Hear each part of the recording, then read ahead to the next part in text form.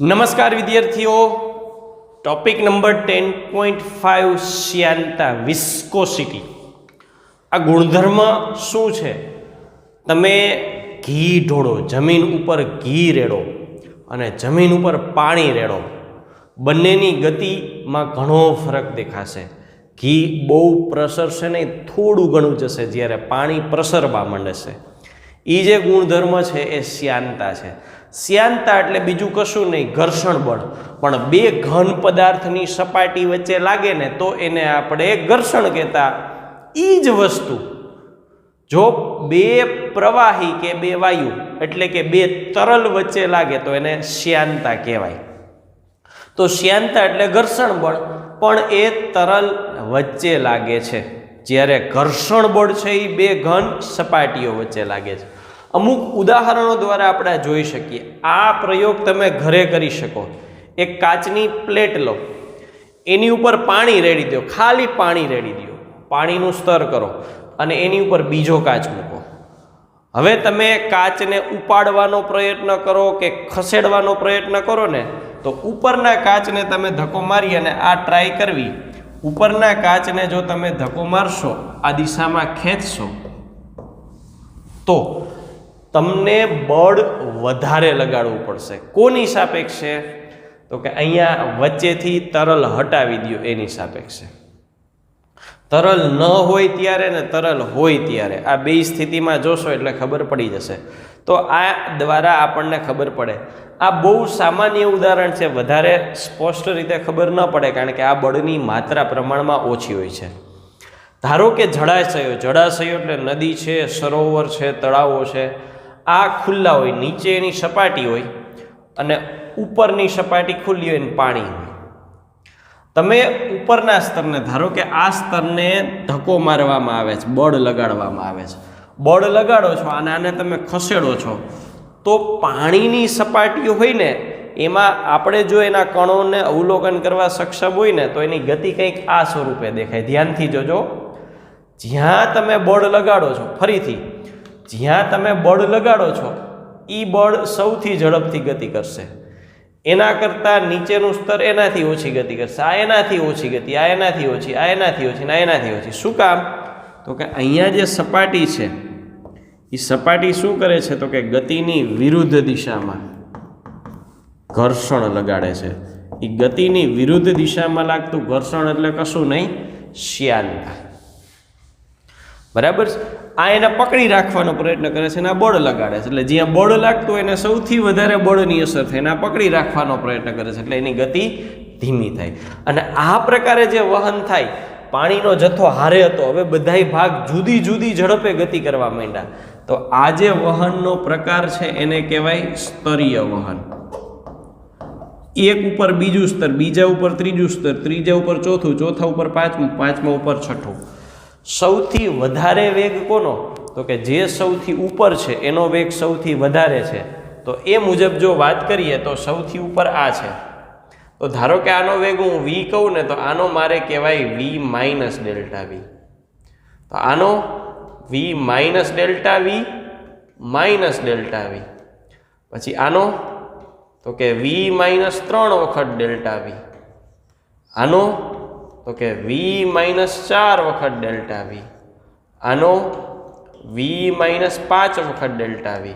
એટલે આપણે એક સરખી પહોળાઈના સ્તર લીધા એટલે અહીંયા જેટલો ઘટે એટલો જ એની નીચે ઘટે, એટલો જ એની નીચે ઘટે. ઉદાહરણ તરીકે આંકડાકીય રીતે લખું તો અહીંયા ધારો કે હું 10 વેગ છે એમાંથી અહીંયા 9 થાય છે, તો અહીંયા 8 થાય, અહીંયા 7 થાય, અહીંયા 6 થાય ને અહીંયા 5 થાય. બધામાં એક એકમનો ઘટાડો થાય. આ પ્રકારે એનું વહન થવા માંડે. એનું વહન થવાનું કારણ તો કે તરલની એક સપાટી બીજી સપાટી ઉપર ઘર્ષણ બળ લગાડે. આ એને ગતિ કરાવવા માટે બળ લગાડે છે, તો આ એની ગતિનો વિરોધ કરે, ઘર્ષણ કરે. વિરોધ કરે એટલે એના જેટલી ગતિ ન કરી, થોડીક એનાથી ઓછી કરી. હવે એને થોડીક તો ગતિ કરવી જ પડી. એનો વિરોધ કોણ કરે? આ કરે, એટલે એનાથી થોડીક ઓછી કરશે. એનો વિરોધ આ કરે, એનો વિરોધ આ કરે, એનો વિરોધ આ કરે.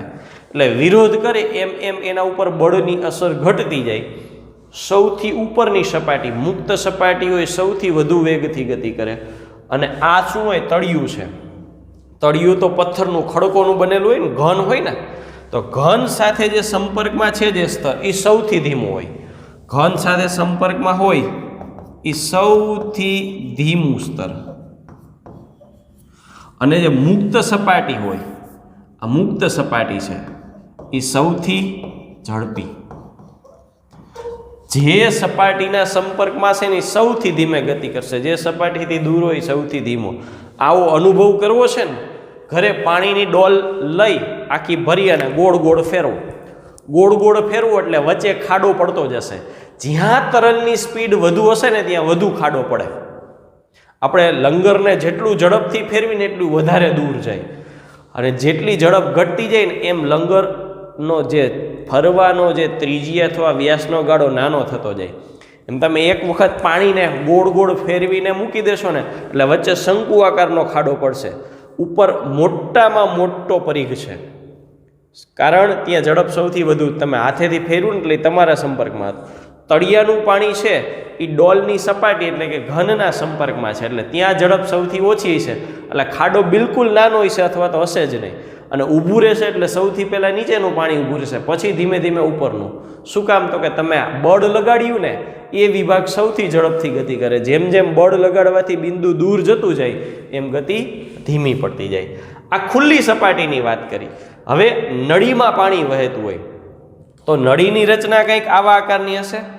આ નળીની વચ્ચે પાણી વહે છે, તો નળીની વચ્ચે પાણી કઈ રીતે? તો કે અહીંયા જો આ પાણી રાખું તો આ સપાટી એના સંપર્કમાં, આ સપાટી એના સંપર્કમાં. સૌથી દૂર સેન્ટરમાં કઈ આવે? આ સપાટી જો આનાથી સેન્ટરમાં છે ને આનાથી સેન્ટરમાં છે, બે બાજુથી સૌથી દૂર છે. તો જે સપાટીના સંપર્કમાં છે એ સૌથી ધીમું, સપાટીથી દૂર છે એ સૌથી ઝડપી. એટલે આની ગતિ થશે તો આ ગતિ આવી જ થશે. પેલા એક જથ્થો હતો, હવે કટકા થઈ ગયા, સ્તર થઈ ગયા. જે અક્ષ ઉપર છે આ ક્યાં છે? તો કે આ જે દર્શાવ્યું નહીં અક્ષ ઉપર છે, આ નળાકારની અક્ષ પર છે. નળાકારની અક્ષ પર હોય એ સૌથી ઝડપી હોય. અને આ કોના સંપર્કમાં છે? નળાકારની સપાટીના સંપર્કમાં છે, એટલે એ સૌથી ધીમું હોય. આ પ્રકારનું જે વહન થાય છે એ આમ સીધું આપણે નરી આંખે ન જોઈ શકીએ, પણ એક સ્તર બીજા સ્તર ઉપર જે ઘર્ષણ લગાડે છે ને એને કારણે આ પ્રકારની વહન થાય છે. ક્રમિક બળની અસર ઘટતી જાય એટલે ગતિ પણ ઘટતી જાય છે. તો આ જે સ્થિતિ છે એને અનુરૂપ શ્યાનતાનો ગુણધર્મ આપણે હવે વ્યાખ્યાયિત કરવો છે. તો શ્યાનતાના ગુણધર્મ માટે આપણે જળાશયોમાં જે પાણીનું વહન થતું હતું એ જ ધ્યાનમાં લઈએ. હવે આ આકૃતિ છે એ આપણા માટે આકૃતિ અહીંયા એનાલિસિસ માટે પૂરતી બનશે. ધ્યાનથી જોઈએ ને તો આ એક ટુકડો છે, આ તરલનો ટુકડો છે. તરલનો જે ટુકડો છે એના માટે જો પરિમાણો લઈએ તો આ એની લંબાઈ L છે, આ એની લંબાઈ L છે. હવે જ્યારે એ ગતિ કરે છે ત્યારે નેક્સ્ટ સ્થિતિ શું આવે છે? તો કે આપણે આ બિંદુનું અવલોકન કરવાનું છે. આ બિંદુનું શું થાય છે ધ્યાનથી જોઈએ તો એ જ ગતિ મેં અહીંયા રિપીટ કરી છે, આ પ્રમાણે ગતિ કરે છે. હવે એનો આકાર કેવો થઈ ગયો? જો પેલા કેવો હતો? તો કે પેલા આવો આકાર હતો, આ પેલો અહીંયા બાજુમાં દોરેલો જ છે. પેલા આવો આકાર હતો, આ પ્રારંભિક. હવે કેવો થઈ ગયો? તો કે હવે આવો થયો. હવે જે આકાર થયો એ આ મુજબ થયો છે. હવેનો આકાર આ મુજબ થઈ ગયો.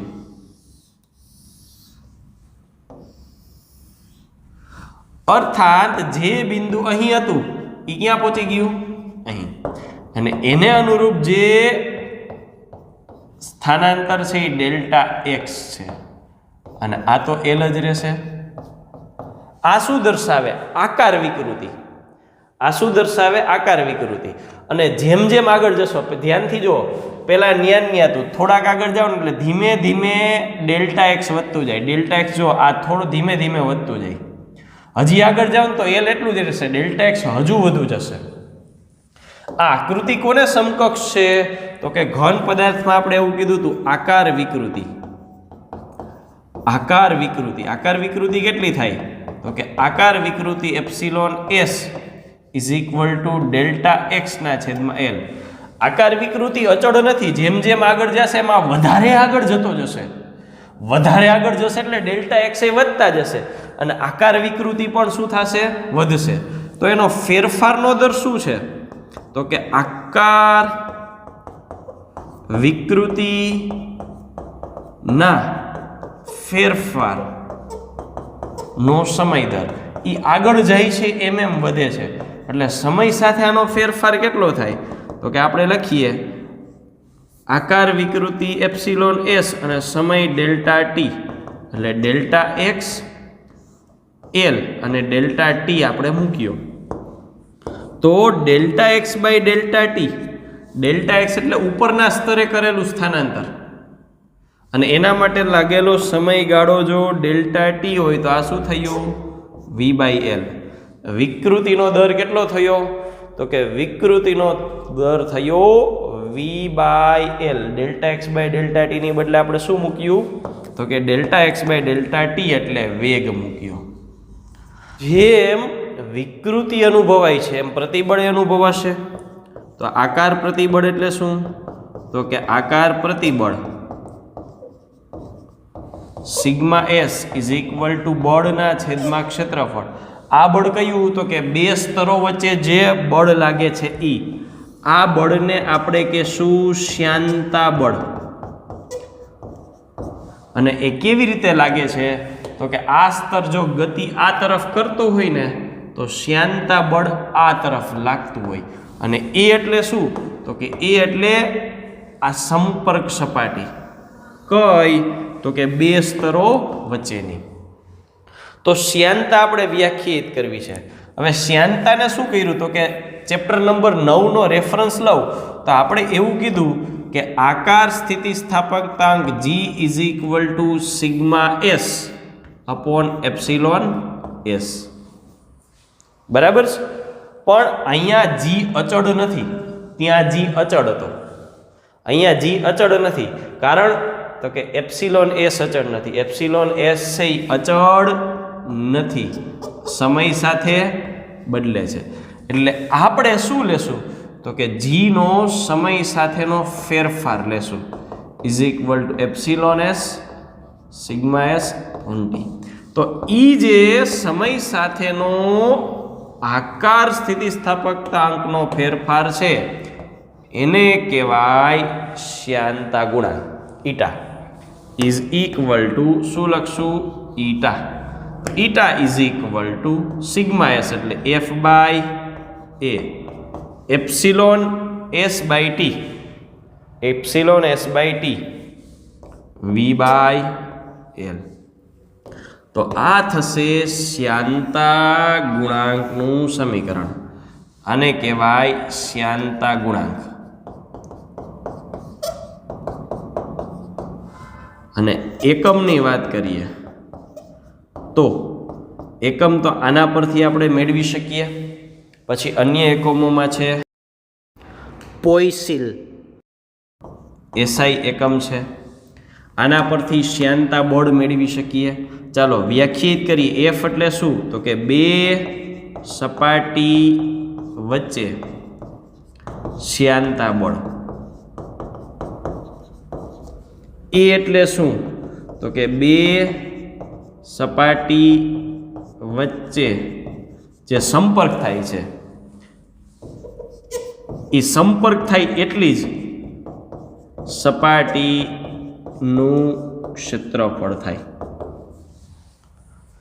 તો આ થયો શ્યાનતા ગુણાંક. તાપમાનની શું અસર હોય?